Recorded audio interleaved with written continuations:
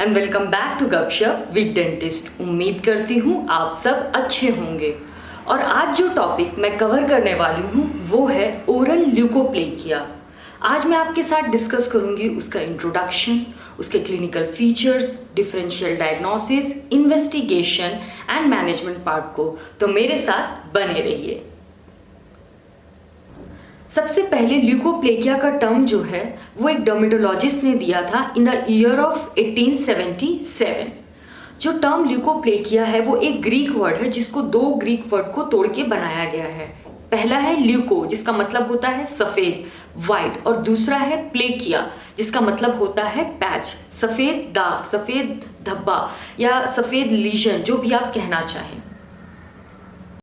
इसके तीन सबसे मेन इंपॉर्टेंट जो डेफिनेशंस हैं वो एक तो WHO का है, दूसरा एक्सेल का है, तीसरा पिनबर्ग का है। और वो तीनों जो डेफिनेशन है वो एग्जाम पॉइंट ऑफ व्यू से भी बहुत ज़्यादा इंपॉर्टेंट है।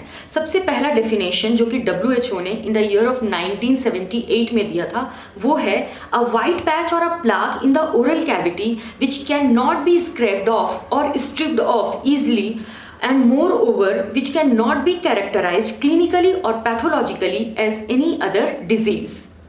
उसके बाद इन द ईयर ऑफ 1984 दूसरा डेफिनेशन एक्सेल एटाल ने दिया था जो कि है leukoplakia is a white patch और a plaque that cannot be characterized clinically or pathologically as any other disease and not associated with any physical appearance।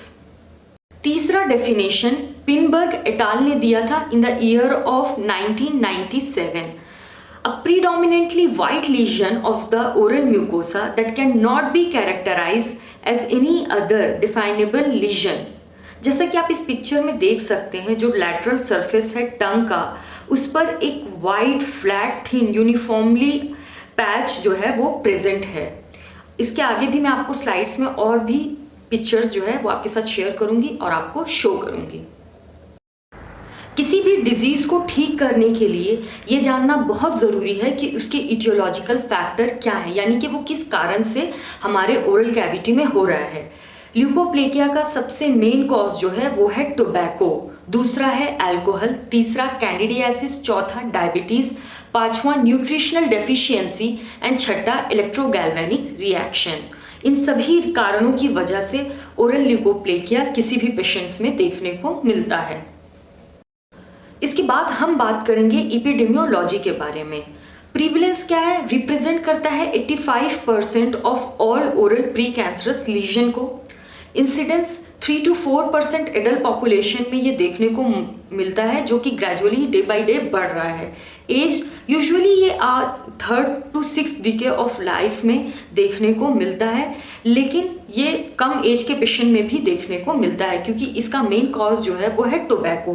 अब अगर कोई पेशेंट 20 साल की उम्र में ही बहुत ज़्यादा टोबैको खा रहा है, उसको यूज़ कर रहा है, उसका सेवन कर रहा है और उसकी इम्यूनिटी भी अच्छी नहीं है, तो ये उन पेशेंट्स में भी देखने को मिलता है। चौथा है ये किस जेंडर में देखने को मिलता है? यूजुअली ये मेल्स पेशेंट में ज़्यादा देखने को मिलता है फॉर ऑब्वियस रीज़न, लेकिन जैसे जैसे डे बाय डे इसका जो ट्रेंड है वो ग्रेजुअली चेंज भी हो रहा है। In the year of 1983 Pindborg and एक्सेल एटाल ने एक क्लासिफिकेशन दिया ल्यूकोप्लेकिया पे, जो कि बेस्ड है क्लिनिकल फीचर्स पे, इटियोलॉजी पे, एक्सटेंट पे और हिस्टोपैथोलॉजी पे। बेस्ड ऑन क्लिनिकल टाइप ये दो तरह का होता है, homogeneous and non homogeneous. Based on etiology tobacco associated and idiopathic.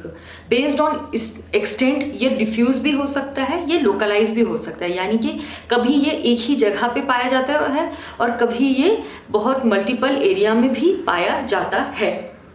तीसरा है based on histology, dysplastic and non dysplastic. High rate risk जो है वो फ्लोर ऑफ द माउथ पे, वेंट्रल सरफेस पे, टंग एंड सॉफ्ट पैलेट पे। Low risk side dorsum of the tongue and hard palate. आप अपनी स्क्रीन पे ये दो पिक्चर्स देख रहे होंगे, जिसमें एक में एल्वियोलर रिज पे जो है वो ल्यूकोप्लेकिया है और बक्कल म्यूकोसा पे, और दूसरी पिक्चर में अर्ली थिन ल्यूकोप्लेकिया है जो कि सिर्फ बक्कल म्यूकोसा पे है। और ये दोनों आपको एक अपीयरेंस देगा जो कि होता है क्रैक बड अपीयरेंस, जो कि इसका एक क्लासिकल फीचर होता है। जैसे कि आप देखते होंगे जो जब कुम्हार जो है वो मिट्टी को गूंद के रखता है तो उसमें एक टाइम के बाद अगर आप उसको इस्तेमाल नहीं करते तो उसमें एक लाइन, एक धार बन जाती है, एक क्रैक आ जाता है। वैसा ही सेम अपीयरेंस आपको आप पेशेंट के बकल म्यूकोसा पे या जहाँ पे भी लीजन प्रेजेंट है वहाँ पे देखने को मिलेगा। सबसे पहले हम बात करेंगे होमोजीनस ल्यूकोप्लेकिया की, क्योंकि ये बहुत ज़्यादा कॉमनली क्लिनिकली आपको देखने को मिलता है। Homogeneous leukoplekia is defined as a predominantly white lesion of a uniform, flat and thin appearance that may exhibit shallow crack and that has a smooth wrinkled or corrugated surface with a consistent texture throughout. तो इस तरह का कोई भी legion जो है वो आपको देखने को मिलता है, वो होगा होमोजीनस ल्यूकोप्लेकिया। ऐसा आप इस पिक्चर में भी देख सकते हैं और उसे अप्रिशिएट कर सकते हैं। जैसा कि मैंने आपको इसके पहले वाले स्लाइड में भी बताया था क्रैक मड अपीयरेंस, और आप इस पिक्चर में भी देख सकते हैं कि जो दोनों फोटोज़ हैं उसमें क्रैक मड अपीयरेंस जो है वो कितनी अच्छी तरह से रिप्रेजेंट हो रहा है, कितनी अच्छी तरह से आप इसे अप्रिशिएट कर सकते हैं। तो अगर आपके पास कोई ऐसा पेशेंट आता है जिसमें आपको इस तरह का लीजन देखने को मिलता है तो आप उसको अच्छी तरह से इवेलुएट करें, आप उसकी प्रॉपर तरीके से केस हिस्ट्री लें, तभी आप एक डायग्नोसिस पर अच्छी तरह से पहुँच सकते हैं और उस पेशेंट को हेल्प कर सकते हैं, उसको ट्रीट कर सकते हैं। अब हम बात करेंगे नॉन होमोजीनस ल्यूकोप्लेकिया के बारे में।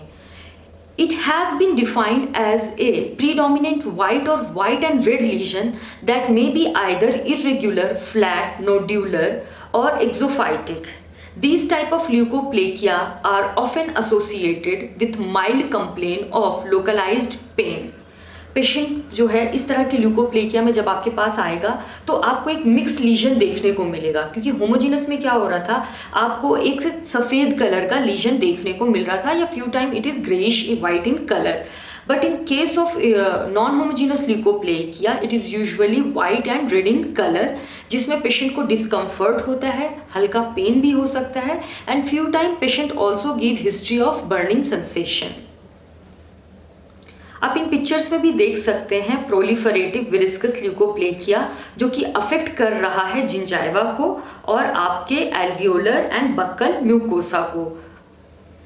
शार्प्स स्टेजिंग ऑफ ल्यूकोप्लेकिया, उसने 3 स्टेजेस में ल्यूकोप्लेकिया को बांटा और बताया कि ऐसे ऐसे होने से ल्यूकोप्लेकिया जो है वो डे बाय डे जो है प्रोग्रेस करता है, उसका लीजन जो है वो बढ़ता चला जाता है। स्टेज 1 में जो लीजन है वो नॉन पैल्पेबल होता है, वाइट कलर में होता है और हल्का वाइट डिस्कलरेशन आपको देखने को मिलेगा, जबकि स्टेज 2 में लोकलाइज और डिफ्यूज दोनों तरह के हो सकते हैं। स्लाइटली एलिवेटेड प्लाक और इरेग्युलर आउटलाइन देखने को मिलेगी। It is opaque white and may have fine granular texture. तो ये सारे चेंजेस जो है वो स्टेज 2 में देखने को मिलेंगे। स्टेज 3 में thick and white lesion showing induration and fissuring, ऐसे ऐसे करके ये जो लीजन है वो प्रोग्रेस करता है और बढ़ता चला जाता है according to Sharp's staging of leukoplakia. Hairy leukoplakia most commonly ये HIV पेशेंट में देखने को मिलता है। ये ऐसे पेशेंट में देखने को मिलता है जिसमें लो CD4 and T lymphocyte counts होते हैं, क्योंकि जैसे ही किसी पेशेंट की इम्यूनिटी जो है वो कॉम्प्रोमाइज्ड होती है ये लीजन उनमें देखने को मिलता है। Candidal leukoplekia, it is a chronic plaque type or oral candidiasis which has replaced the term candidal leukoplekia. The typical clinical presentation is characterized by white plaque which may be indistinguishable from an oral leukoplekia. तो इसको हम कैसे पता कर सकते हैं? हम अगर इसकी इन्वेस्टिगेशन करेंगे, प्रॉपर लैबोरेटरी टेस्ट करेंगे तो हम इसका रिजल्ट फाइंड आउट कर सकते हैं कि ये ल्यूकोप्लेकिया है या कैंडिडल लीजन है। Idiopathic leukoplakia, non tobacco associated leukoplakia, जो कि बहुत कम केसेस में आपको देखने को मिलेगा। और जैसा कि इसका नाम है इडियोपैथिक, यानी कि आप कोई भी इन्वेस्टिगेशन कीजिए वो रिवील नहीं कर पाती है कि इसका मेन कॉज क्या है, प्रॉपर कॉज क्या है जिसकी वजह से ल्यूकोप्लेकिया पेशेंट में हो रहा है। इसीलिए ये टर्म दिया गया है इडियोपैथिक ल्यूकोप्लेकिया। हाई रिस्क होता है डेवलप करने का कैंसर। मोस्ट कॉमन साइट होती है posterior buccal mucosa, retromolar region, floor of the mouth and tongue. Proliferative viscous leukoplekia is most commonly seen in elderly women. Male-female ratio is 1:4. Lower gingiva is a predilection site followed by a buccal mucosa, hard palate, soft palate, alveolar mucosa, tongue, floor of the mouth and lips. ये 36 से 90 साल की उम्र तक के patient में देखने को मिलता है। अगर आप इसका एज ड्यूरेशन देखें, ज़्यादा देखें, एवरेज मीन निकालें तो ये 70 साल के पेशेंट्स में ज़्यादातर देखने को मिलता है। Patient often indicate a long term awareness of leukoplakia sometime more than 20 years, यानी कि जब पेशेंट आपके पास आता है, आप उससे प्रॉपर हिस्ट्री लेते हैं तो आपको पता चलेगा कि ये लीजन इस पेशेंट को पिछले 20 सालों से है और इससे इसको क्योंकि कोई प्रॉब्लम नहीं है तो ये इसी के साथ रह रहा है। इसके इन्वेस्टिगेशन के लिए आप बायोप्सी कर सकते हैं, किसी स्टेनिंग के प्रोसीजर को यूज़ कर सकते हैं, साइटोलॉजी कर सकते हैं, लाइट बेस्ड डिटेक्शन सिस्टम का इस्तेमाल कर सकते हैं, फ्लोरोसेंस विजुअलाइजेशन टेक्निक को यूज़ कर सकते हैं। तो मल्टीपल तरीके से आप इसके इन्वेस्टिगेशन को कर सकते हैं।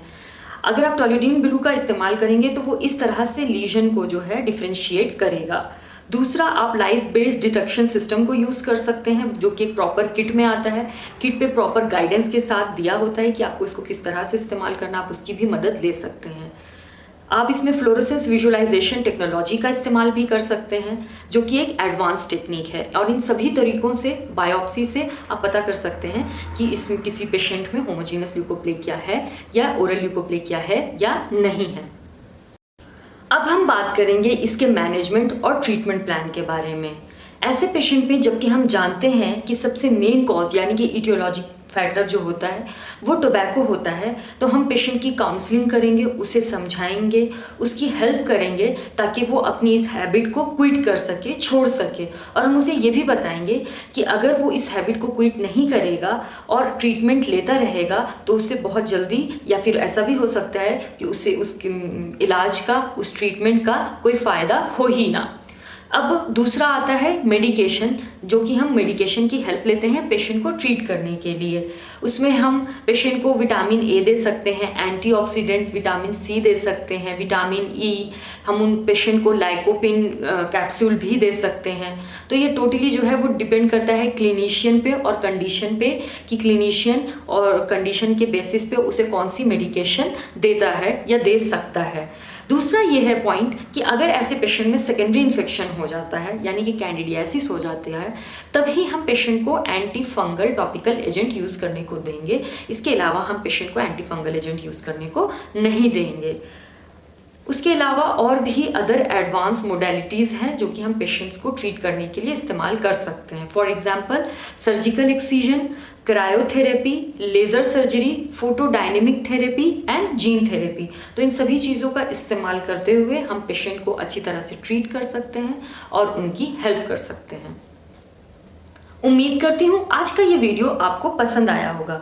अगर इस वीडियो से या इस टॉपिक से रिलेटेड आपको कोई भी डाउट है तो आप मुझे वो डाउट अपने मेरे कमेंट सेक्शन पे पूछ सकते हैं। और अगर आप मेरे ये डाउट कमेंट सेक्शन में नहीं पूछना चाहते तो आप मेरे इंस्टाग्राम आईडी गपशप विद डेंटिस्ट पर जाकर मुझे डीएम भी कर सकते हैं और मैं कोशिश करूँगी कि आपका जो भी डाउट या क्वेश्चंस है उसको मैं अच्छी तरह से आपको समझा सकूँ। और आज का वीडियो आपको कैसा लगा मुझे कमेंट सेक्शन में ज़रूर बताइएगा। मैं अगले वीडियो के साथ आपको बहुत ही जल्द मिलूंगी। तब तक के लिए थैंक यू।